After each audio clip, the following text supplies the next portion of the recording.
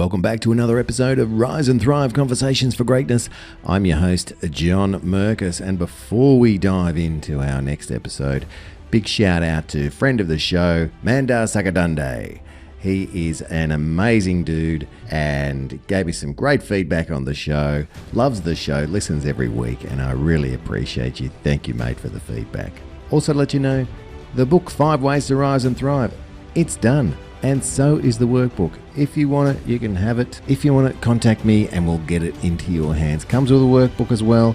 I'm going to turn it into a training that you can do live with me. But if you want the book and the workbook beforehand, well, let me know and it is all yours. That's 5 Ways to Rise and Thrive, and I guarantee it'll bring greatness into your life.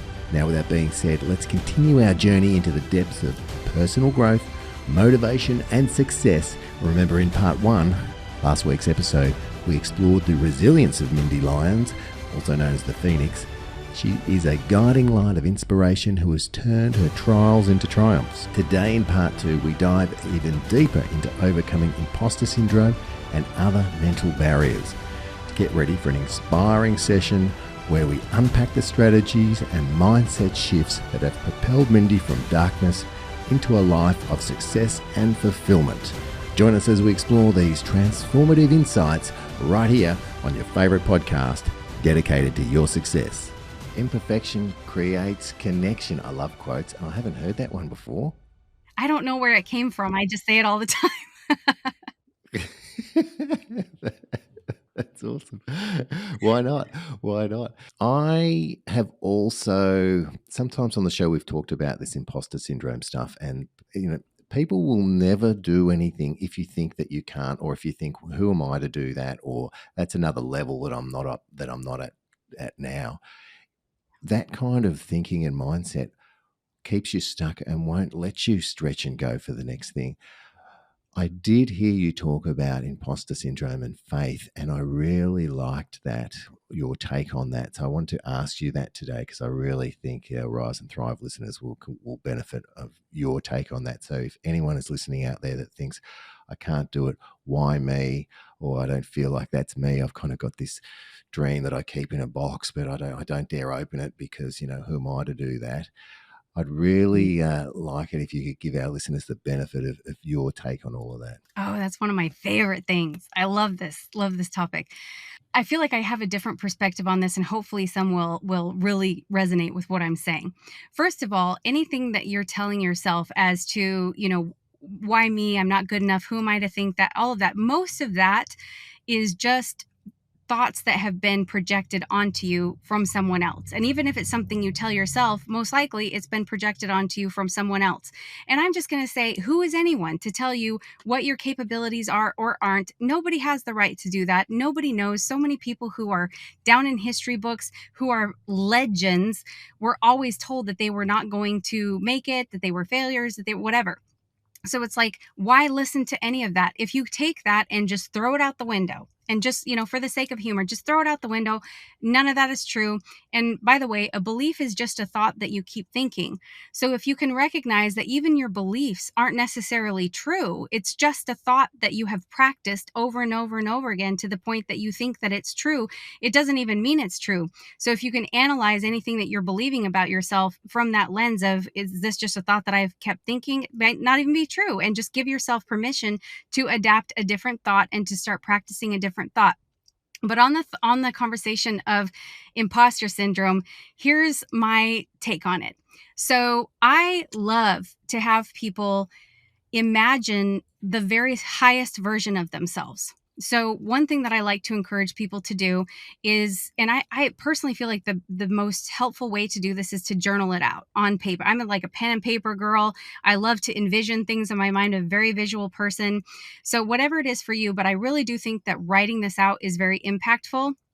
So if you were to write on a piece of paper, the highest version of myself, and then you start writing all of these different questions. And when I say highest version of yourself, I'm saying the sky is not even the limit.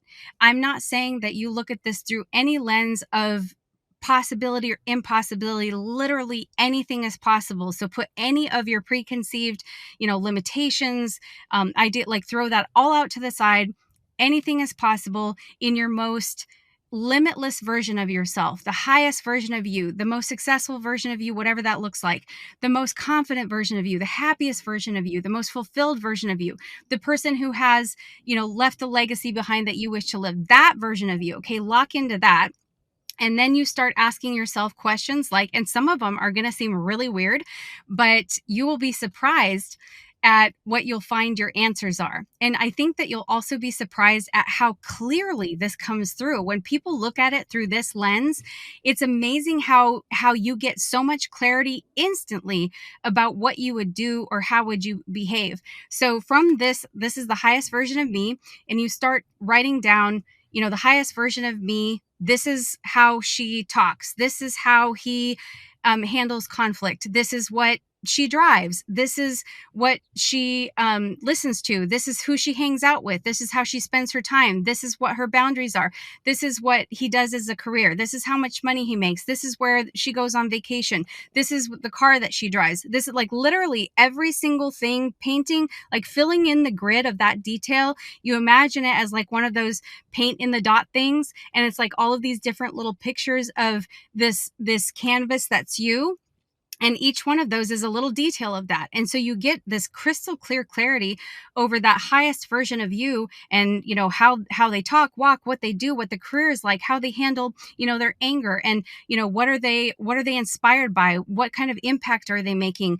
How do they spend their days? What happens when they wake up in the morning? How do they fuel their bodies? How do they take care of their bodies? What do their bodies look like? What's important to them in the grand scheme of things? All of those things, when I have done that, I could not believe how clear I got about who I truly, like, the highest version of me. Now, here's what I want to say. We imagine this high, so I'm like putting my hands here. So I'm saying, like, this is the current version of you, right? And we're going to say this is the highest version of you. What I want people to understand, and I get chilled when I talk about this because I just get so excited about it. We think that we're trying to get ourselves to be, like, we see this version of us here and this version of us right now. We think that what we're trying to do is to get to be this person, right? And what I want people to understand is that this is actually the truth of who you are. This version of you is the truth of who you are. This version of you is the person that has had all sorts of, you have to be this way. You need to be this way in order to be a good person. You have to, it's like all of this stuff has been put on this person that actually isn't you. You've just learned to be this version of yourself based on all of these different things, your upbringing, your belief systems, societal conditioning, all of that stuff. Like, this actually isn't you, even if you think that it's you. This actually is you. So the process is all about shedding all of the parts of this person that don't belong, that aren't authentically the fullest expression of who you are. And in doing that, as you shed those, you naturally shift into this embodying this actual, like, this is truly who you are. This is the full essence of who you are. And if you have any judgment towards who this version of you are thinks and how they act and how they feel about themselves, and you notice that the highest version of you thinks they're pretty cool. They think they're pretty, like, I'm hot, I'm successful, I'm attractive, I'm this, I'm that. And you have judgment towards that automatically shows some discord, where it's like, that's actually not how you're meant to feel about yourself. If you're feeling any negative emotion, all that negative emotion means is that the highest version of you disagrees with how you're seeing that particular thing. That's all that means. So if you can realize that this negative emotion that I feel has actually nothing to do with anything other than the highest version disagrees, whether that's that emotion about you, that person doesn't agree with that, or if it's about someone else. If you have anger towards someone else and you're feeling negative emotion, the highest version of you actually doesn't see it that way. The highest version of yourself is so filled with love and grace and compassion and kindness and limitless possibilities. So what I have told people, we talk about how this is a process of evolvement and growth. And it is a journey. It's a never ending journey.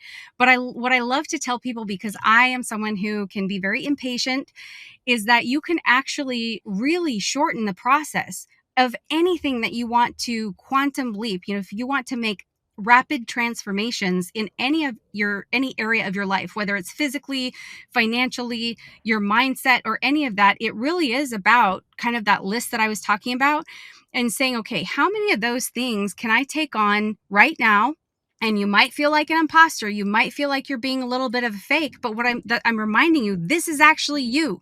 That is actually the fullest expression of you. So it's not imposter. If anything, this other version of you is the imposter, because that's not the truest version of you. Even if that's the version of you you've been living literally every day up until this point in your life, this is you. So when you're taking on those qualities, you look at that list and you're like, the fullest version of me, this is what I did. Like, I realized that I actually don't like how I feel when I walk around my house in sweatpants and, a messy bun when I had long hair, and I feel frumpy dumpy. I don't like that. So I started putting my lipstick on and putting my makeup on and wearing something that I felt cute and sexy in. And I would walk confident, and I would walk into a room like I owned that place. And that was authentic to me, even though it felt weird because it didn't feel like that was me at the time, but that was authentically me. I was just almost like taking on an alter ego, even if that is you. It's not fake it till you make Yep. it. This is not fake. This is actually real. This is the real you. And you are just slowly letting go of your conditioning, of your beliefs, of your past mindsets, and allowing yourself to step into that fullest expression of yourself. And as you do that, you'll start to, oh my gosh, like, you will start to feel so on top of your game. You'll start to feel so invincible. So, like, I get chills talking about it, because it's like, if you could only understand, if you do this work, if you do the hard work and you do that internal healing and you release yourself of all of the things that you've been giving your power away to, or the people or things or conditions have been trying to limit you in any way possible, when you do this and you do that, kind of like pretending, like taking on that alter ego of your highest self, that is what actually creates that version of you. It doesn't just happen. This is how it happens. And this is how you can make it happen even faster if you want to.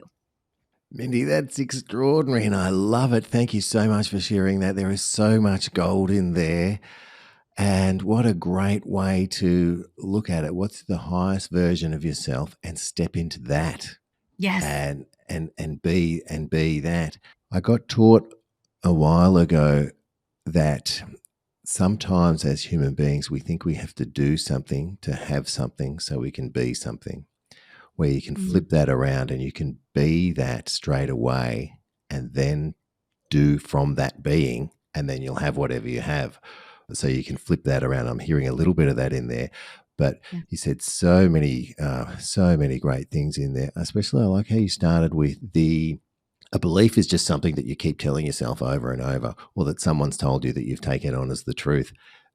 That's so clear to just cut through and go, do you realize that that's where your belief came from, or you think it's the truth, but it's not the truth. It's something that you have taken on, or that you believe is the truth and not necessarily is.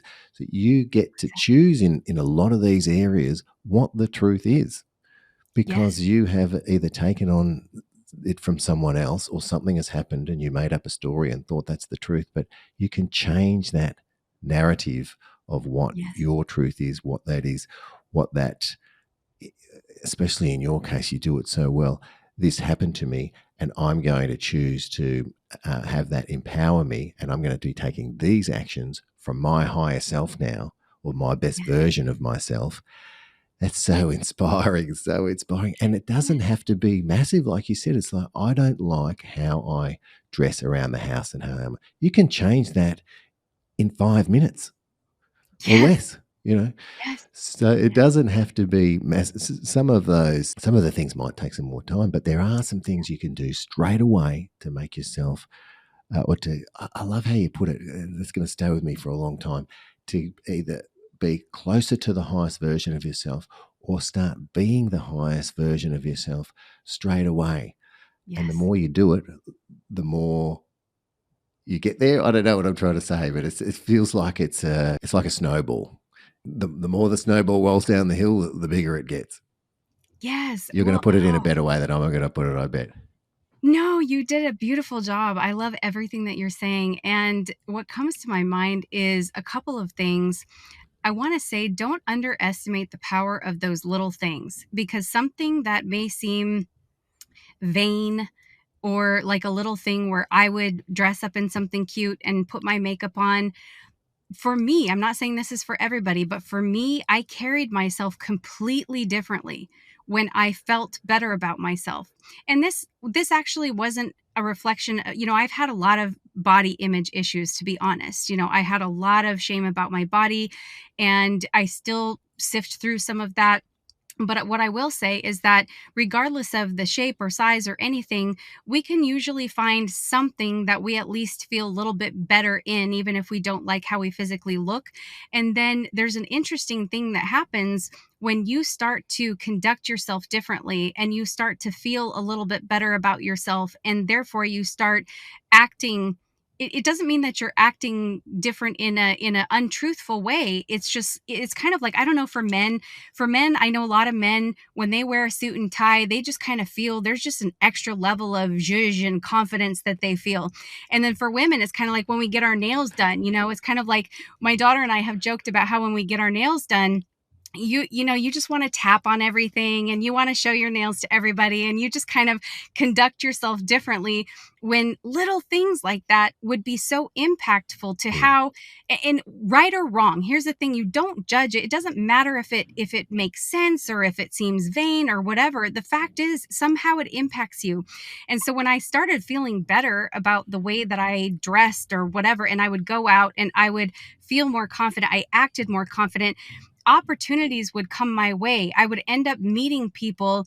And I mean, it had this ripple effect. I had my business grew farther. I had more people coming into my world that were more aligned to the type of people that felt good to have in my circle. And so it has this really powerful ripple effect. Even though it seems like something that's small and insignificant, it has a very, very powerful impact. So I wanted to say that. And the second thing that I wanted to say was about beliefs, because they really are just practiced thoughts. And to me, that feels so free. I love to think about that a belief is just a practiced thought. That's all it is. So what you do then is when you're thinking about something, or you have a belief and you're noticing some ick around it, there really is no reason why you have to keep holding that belief. You don't have to hold it as fact. It's kind of, I love to play what if. What if I allowed myself to release myself of this belief? What if I tried on this other belief and I see how that feels for me. So I think for a lot of people, especially if you've been used to having a lot of oppression, or you've had a lot of you've been raised in an environment that's extremely judgmental or critical. That was really hard for me, because I felt like if I let go of some of my beliefs, that terrible things would happen to me. I'd be a bad person. I had all of these extreme things that I was taught or made to believe, that if I didn't live my life a certain way or didn't believe a certain way, that horrible things would happen to me or people that I loved or whatever. And then as I started to realize, I started to awaken to the actual truth of what I believe that things are. It's so very different. And so I started really analyzing my beliefs and seeing which ones are actually serving me in a positive way and which ones are keeping me small, which ones are keeping me inauthentic, because I started realizing that the parts about myself that were truly authentic to me, that were really the fullest expression of myself, I was made to feel shame about. And I was like, you know what? When I'm in the fullest expression of me, which is, I have an interesting look that some people don't like. And, I like wearing my bright red lipstick. I enjoy some jewelry. I like, whatever it is, we're all authentic, but I was made to feel like that was not okay, that you shouldn't draw attention to yourself, that it's vain, you shouldn't have a lot of money, all these different things. And so when I was able to filter it through that lens of, this was just a practice thought. This actually might not, like, what if this actually isn't true for me? Maybe it was true for this other person, but is it actually true for me? Does it have to be true for me? Do I want it to be true for me? So that's part of it. And then just a little side caveat to that is giving yourself the flexibility to allow your beliefs to change, because what you take on as a belief now and as a practice thought now it doesn't have to be the belief that you hold on to for here and ever and ever. Sometimes there will be certain beliefs that serve you for right now. And then as you evolve as a human and you grow into different stages of your own personal development, you'll find that certain beliefs that you had actually don't serve you at this next level. So giving yourself that flexibility to just let that fall off, it's like taking off. Okay, here's that layer. I'm taking that off and I'm going into the next, and we'll see which beliefs calibrate to that new level. It's really important to give yourself that flexibility. Oh, that is absolute gold and fantastic. How good is that where you see your personal responsibility, your curiosity, your willingness to ask questions of how you think and how you feel and challenge that and be okay with it and don't judge it, but move through it is again inspiring. I'm so Mhm. wrapped we're having this conversation for greatness. And but I like the practicality of what you bring as well. It's not just all out here and oh yeah, do this. Like analyze, look down, write down what are those beliefs that are serving me. We all have them. We know those beliefs, and when they come up, or if you don't, keep something by your side. And when you have a negative thought come up or something, write that down and go, is that serving me? Is that the Mhm. truth? Why do I think that? Is it because Mhm. someone said that to me once? Is it because I don't feel like I'm good enough? And then I love this. Well, what would the best version of myself think? Because I would imagine the best version of yourself would think, it's just made up. You think it's the truth, but it's not. Yes. How can this serve me? And what can I replace that belief with something that is serving me? So I love this lens, as you say, about looking at it through: is it serving me or is it not serving me? Because if it's not serving me, I can let it go. Yes. The highest version of you, it's good to know that the highest version of you is never going to have anything except love for you. Your highest Mm, version of you will never have a critical thought, will never judge you. So anything that comes to your mind like that is never from your highest self. Ever. That is always from the lower self, or always from some external projection that you've taken on as truth or as a thought. So I love knowing that, so that if there's any negative thought towards yourself, it is never ever ever ever ever your highest self, sort of like talking to you through yourself. And another thing that I found really helpful is like one of those little tangible things that you can take along with you to navigate your life a little bit better. I have found that if you're someone that tends to be very self-critical, I find that it's really helpful if you can compartmentalize, and it takes a little bit of practice, but I love seeing everything as a game. It's like, let's play this little game where you become the observer of yourself. So it's like you take yourself outside of yourself, which this sounds weird, but like I said, just it's a game. Let's just play with it. So it's like you're having these negative thoughts, and if you're able to remove yourself and imagine like you're almost like this version, like watching yourself from an external view, pretend like you're your best friend, pretend like you're looking at your child. For me, it helps a lot to almost like view myself as my child, because I would treat my child very differently than I would treat myself or my best friend, which isn't always a good thing. We want to be able to give ourselves that much love and that much compassion just to ourselves. But if you're someone who's very hard on yourself, like I was and sometimes still can be, it's helpful to imagine either yourself from the external, and whatever it is that you're doing that you're having self-judgment towards yourself. I love this. I will tell myself from the external view, as if I'm looking at myself as a child or as my best friend, and I'll be like, "Oh, how cute. Look at what she's doing again. She's telling herself that, she's not good enough, or that she's feeling really frumpy dumpy. She's bloated. She doesn't look, oh, how cute. Look at what she's doing. That's so sweet." So, oh, she's doing that thing again. It's like you're looking at it from this, it's no big deal. Like, come on, you're so valuable. You're so beautiful. You're so amazing. You're so capable. And oh, look at that. It's so cute. She forgot for a second there that, she's fully worthy and that she's what. So it's like, it's kind of like winking at it. It's kind of like, oh, how cute that she's doing that. Kind of like if your toddler or if your child was making, some little mistake, you as an adult would be like, oh, how cute. They stumbled, they were trying to walk and they stumbled. You wouldn't be sitting there going like, oh my goodness, you haven't figured out how to walk. You've tried twice and you haven't got it down. You wouldn't be having that, negative conversation. You're kind of like, oh, they're so cute waddling in their diaper and they just stumbled and fell. It's kind of like that.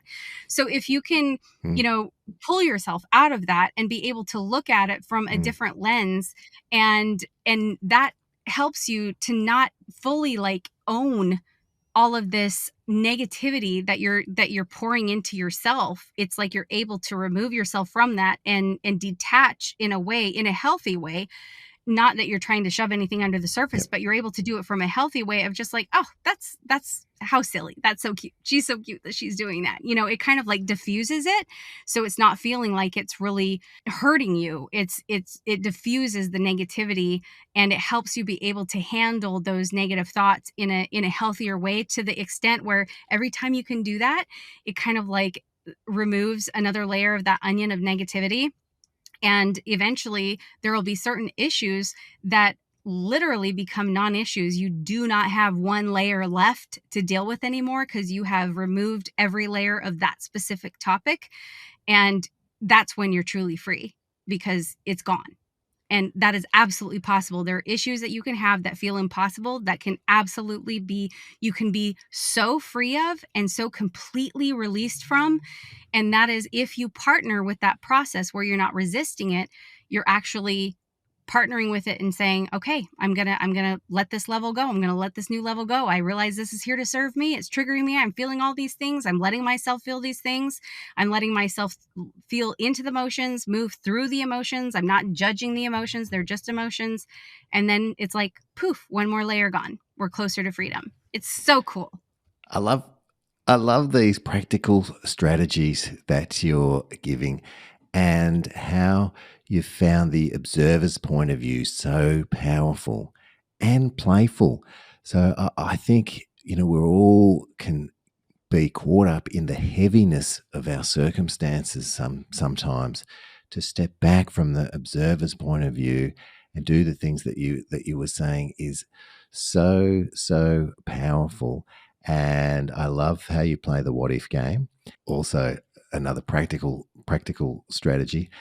I've also heard that when you step back, you can say, "How interesting! Isn't that interesting?" That, and then sometimes it takes a fair bit to do it. But let's say you're angry, and that's sometimes the hardest emotion to get out of in some respects. But when you're angry, isn't that interesting that I'm angry that my child didn't put her dishes away? I mean, lighten up, dude. That's what I've got to tell myself sometimes. Lighten up's got to be my mantra, because when you take that observer's point of view, you can lighten up. You can go, hey, step back, man. Is it really that important that it's challenging your well-being so much that you would go down that hole? Take it easy. But I do like how you said, do it with not responsibility, but you said no judgment. Yeah, but in a healthy way, I think you said. That might have been the words that you might have used. Be playful about it. Be light about it. Yeah. Yeah. No, I think that's good. The other thing that you've tapped on there, which I love, is sometimes if you can name it, you can tame it, and you can't necessarily name it when you're in it. But if you take the observer's point of view, then you can have a look and go, oh, wow, this is what's happening. I can, you can yourself, not through anyone else, but yourself, you can put some labels on it and go, okay, I'm feeling this way, or this happened, or that happened, and analyze it, be curious about it. And then you can tame it sometimes just by the pure fact that you've gone through that process and gone, oh, that's what's happening now, rather than being in it. Yes. And not being able to really categorize it and go, oh, wow, that's happening. And this higher self thing, it just keeps coming back to me. I'm going to use that so much. This conversation has had such a wonderful impact on me. I hope, I know that it is for the listeners as well, because I haven't been in a space where I've been going, what would the highest version of me be thinking right now? Or how can I run this through the lens of the highest version of me? So thank you so much for that. That's just one of 100 things you've given me and the audience today. I wanted to ask you, I ask all my guests, and you have answered this question, but I'm going to ask it to you to maybe even crystallize it a bit. But this podcast is called Rise and Thrive Conversations for Greatness. And I like to ask my guests, what does greatness mean to you? And what does it mean to you personally? To me, greatness is when you can use your life, your story, the things that have happened, and it's not even about you anymore. It's about something that is so much bigger. And when you can use that for the benefit of other people, it no longer becomes meaningless suffering. It no longer is contained to your own personal life experience. It's like your story, the things that have happened to you. I personally, and I know this can be a little bit crunchy maybe for some people to hear, I just have a different perspective. And I don't want to dismiss anybody's pain, or I would never wish anybody any suffering or any pain or anything like that. But I feel like this perspective shift for myself has been so helpful for me being able to release, any of the negativity, any of the self-judgment, the guilt, the shame, whatever I may have attached to certain elements of my past or decisions or anything like that. The way that I see it now is from a very wide view. And it really is about that ripple effect. It's about how can I use these experiences to benefit the collective of humanity, so that it's like you're able to create that ripple, so that the ripple then expands to places you could not even possibly imagine. That's where it becomes a legacy. That's how you change your family history line. That's how you don't bring trauma down through your family line, and not only your family line, it's whoever happens to be impacted by your story.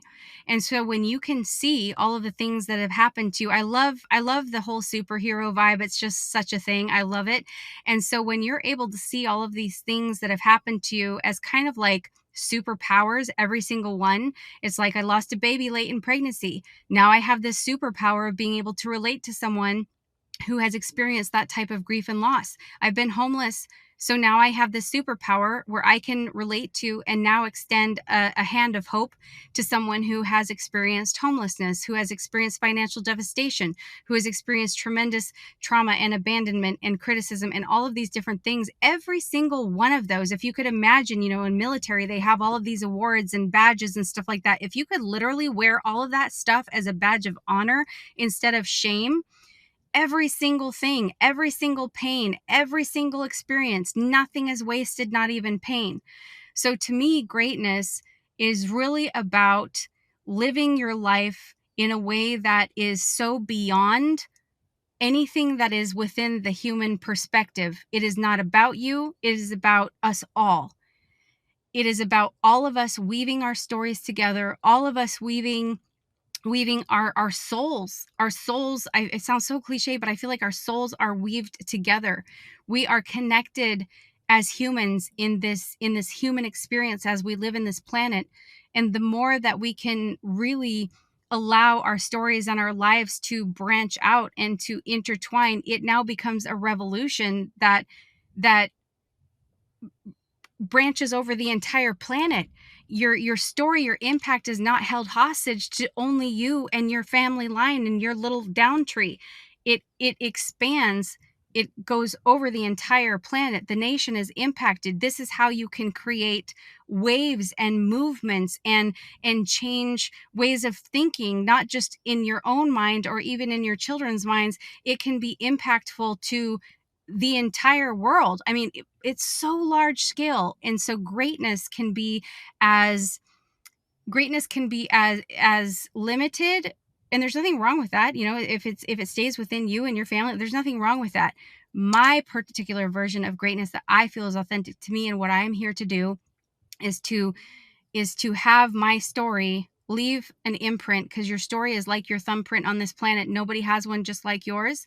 And so when you can use that thumbprint and you can put it as many places on this planet as possible to impact the world in a better and greater way. That to me is, it leaves something behind that is so far beyond you, that extends beyond even this lifetime, that you can't even quantify. And that for me is my version of greatness. Wonderful, wonderful. And I can really feel, hear, and see that you are living that greatness. Thanks for defining that. I have a Spotify playlist that all my guests contribute to.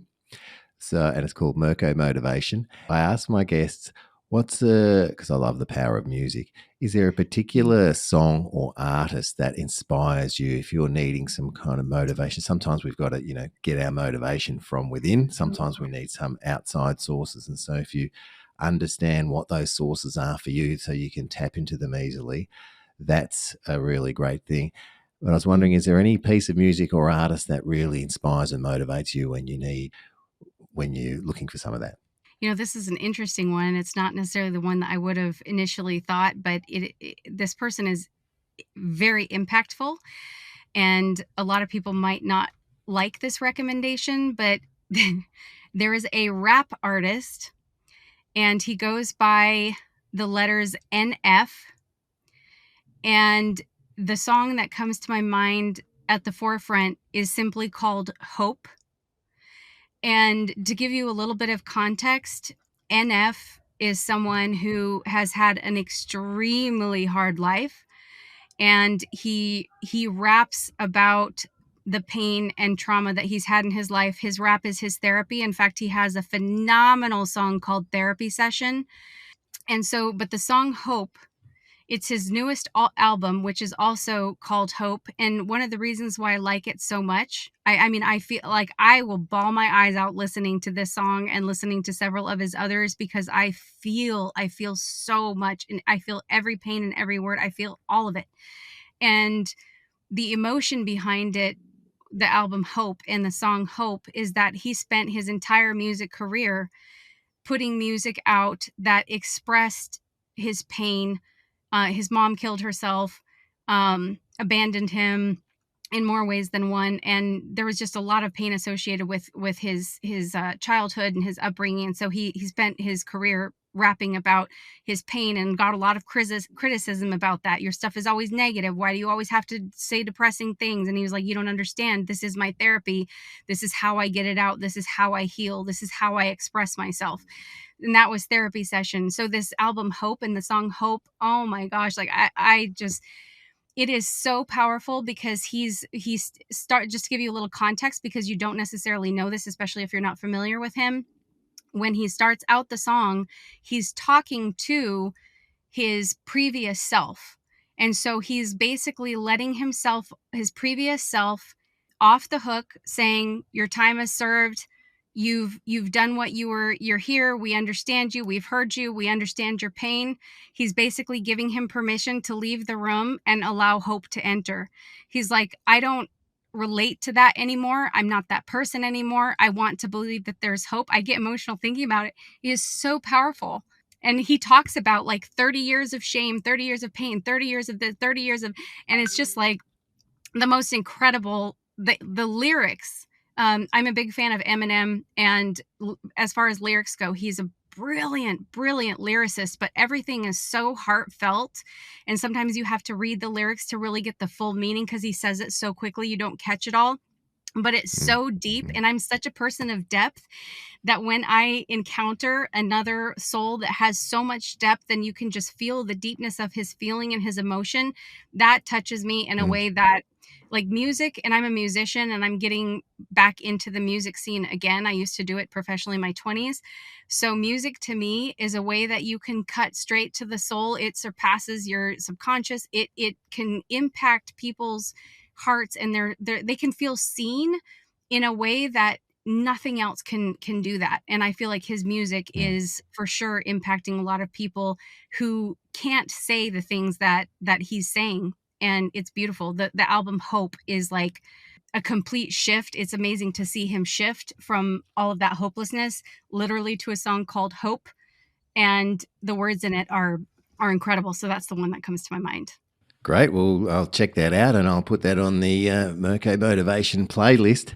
And I love the playlist because I listen to it often and it reminds me of wonderful guests that I've had like yourself on the show, Mindy. So when I hear that song, I'll be thinking of you, and I can really appreciate how you would connect with that, with how you've described it. Yeah, the power of music, just absolutely amazing. Yeah. Is there anything that I haven't asked you that you wish I had? Gosh, you are so good at these questions. Wow. I wouldn't say you did a phenomenal job. I mean, you are an amazing, incredible host. I wouldn't say that there's anything I'm like, damn, I wish he would have asked me that question. You've asked some really deep, thought-provoking questions, really impactful questions. I think that something that's been recent to me, or it's been a sort of a lifetime thing for me, is feeling a sense of not belonging, feeling kind of the odd one out, feeling the black sheep, feeling like I don't fit in wherever I go, kind of along those themes of being too much, too sensitive, too deep, too, whatever. And so you've really held some beautiful space for, I guess, me to just be me and be authentic. And I super appreciate that. And I guess I would just say to anybody out there who feels that way, because I definitely know I'm not alone in that. It is a lot to carry, but at the same time, I think that it's important to push through all of that, because there are people out there who need the message. And so one question that I do love, what do you wish people understood about you that they might not understand? And I think that would probably be the one, is that, and I don't even know how to really express it. Some people just it's kind of like there isn't really a way to express yourself sometimes in a way that other people are wired to understand. And that can really bring feelings of loneliness and isolation, that you can see people at a level so deep and you want so much for people to be able to reflect that back, and they don't have the capacity sometimes. And it's nothing that there's wrong with them or anything like that. But if there was one thing I wish people understood, it would probably be, it's like, it's a very odd mix where that you love people and you so want to be able to help and make an impact, and at the same time you carry this feeling of I don't belong. So anyway, it's a sensitive one for me, obviously. Well, I love how authentic you are, how willing you are to share your journey in the hope that will help others. Your take on life, your personal responsibility, the mindset, your curiosity, the practical tips you've given us today. You've certainly made an impact on me, and I can see how you are making an impact around the world. All I think there is left to say is thank you, Mindy. You keep doing you. Thanks for being on the show. Thank you so much. Thanks for joining us on Rise and Thrive, Conversations for Greatness with John Merkus. Remember, you are loved, you are worthy, and you do matter. Embrace the journey of personal growth and motivation. Let's go out there and do something great. Follow or subscribe for more insights and inspiration every Tuesday. Until next time, stay awesome.